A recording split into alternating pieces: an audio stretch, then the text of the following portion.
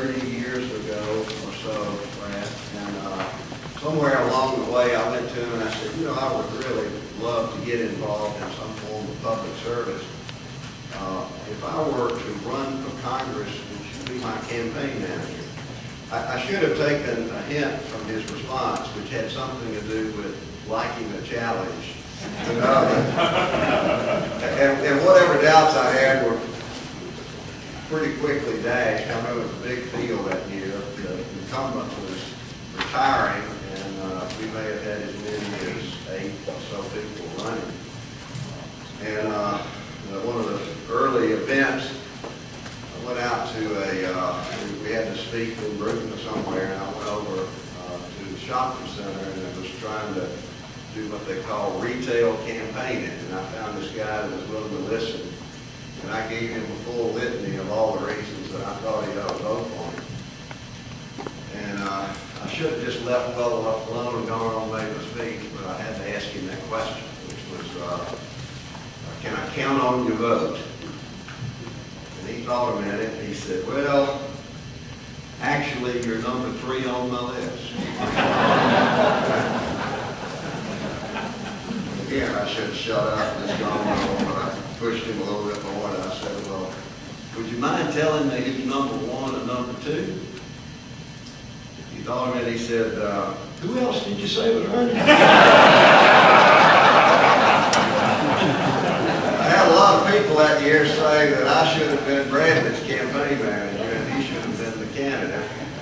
I had promised to him that if, as I hope and pray, he will seek elected office down the road, that I have an opportunity to serve him. I cannot think of anybody that has been more dedicated and more honest and more everything that you need to be a great leader of the state. Bradley is now serving as the Chancellor of the 2-year college system. In that role, I think he has a unique perspective that he needs to bring to us today. He comes from experience not only as a state senator, but also on the state board of education.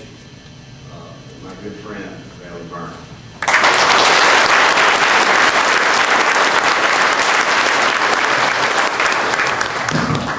Thank you, Frank. It's a great honor to be with you always. And, well, it's really great to be back here.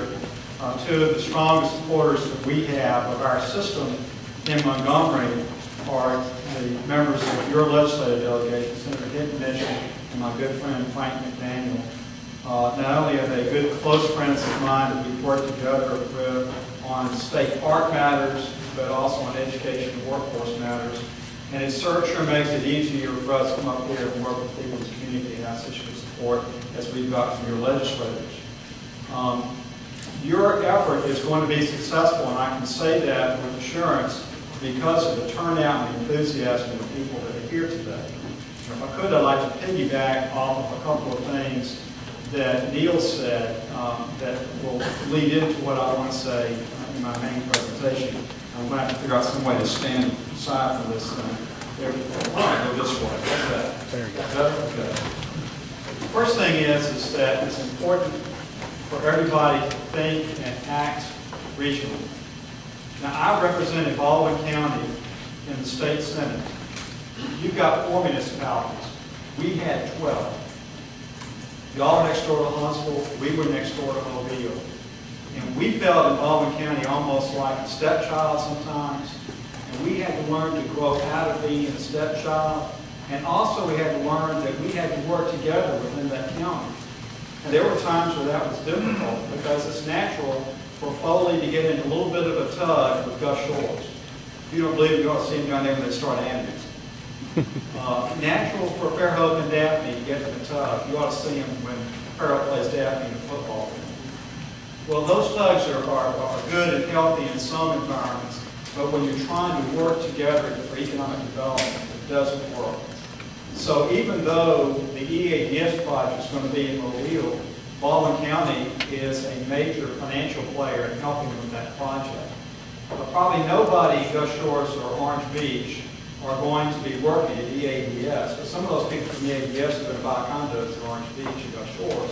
So we saw, sort of painfully through that process, the need to work together, not just within our county with all those municipalities, but also in a region. So I really want to put an emphasis on that. And that makes our job of working with you easier. If the governor was here, I think he would say that even more emphatically than I said it. The second thing that Neil said, we're going to go into this in some detail, is the need for all of us to understand the value, and I mean value in economic terms in our society, of having post-secondary technical skills, not necessarily a baccalaureate degree. The joke I tell, and it's one of those pocketful jokes, but it really doesn't make a good point, is about the lawyer who hired a plumber to go over his house and work on plumbing his house. The plumber got finished and handed him the bill. The lawyer looked at the bill and looked at his hourly rate and said, "My gosh, I don't charge that much money per hour, and I'm a lawyer." And the plumber looked at it and said, "I didn't charge that much when I was a lawyer either." Our economy is telling us, and the markets are telling us, the value of people with technical skills by what we are having to pay them together. People that come out of our robotics programs in some of the colleges up here, brand new, freshly minted, many of them young people come out of robotics programs, entry level salary $80,000 a year. Because the level of sophistication they have to have is at that point. And auto factories and other people need people that have that level of expertise. So we've got to all think differently about what higher education means. Because most of us think, you go to University of Alabama, you go to Auburn, you go to UH, you go to Jacksonville, you go to UNA, and you get a baccalaureate degree. The fastest growing segment of people in two-year colleges in America today are people with a baccalaureate degree who come back to two-year college to get training, to get jobs. And we see that increasingly in our schools here in Alabama. And the third thing I would say to you is this, and we're going to say this in more detail in a minute. The question was asked about, and Neil was making a point about the K-12 students. We in education don't live really in the silos that you think of. Like there's your K-12 system over here, two-year college over there, your four-year university over here. Sometimes we act that way. The truth is, they're all the same people. Those folks are going to come to Sneed. Most of them are going to come out of the schools here in Marshall County, the vast majority. So the quality of the students that come out of your K-12 systems here in this county are very important to the two-year colleges because we have to depend upon them. Conversely, it's very important to the four-year colleges, the product that come out of our two-year colleges, because many of the people that go on to our four-year colleges start at two-year colleges. So we sometimes act in those silos, but they're really all one piece, one big educational piece.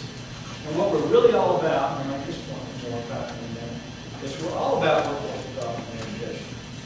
You're teaching a kindergartner his or her letters, that's the beginning point where they're going to learn to be somebody's good employee. And we need all of us in education to start thinking that way. Let's see if I can make it work. On my point wrong. Point right at the computer. The right button on the remote. Oh, there you go. Oh. That's too far.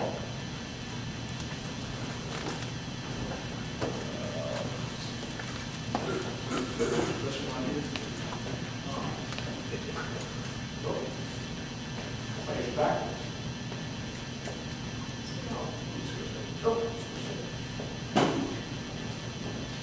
Doesn't it give you a lot of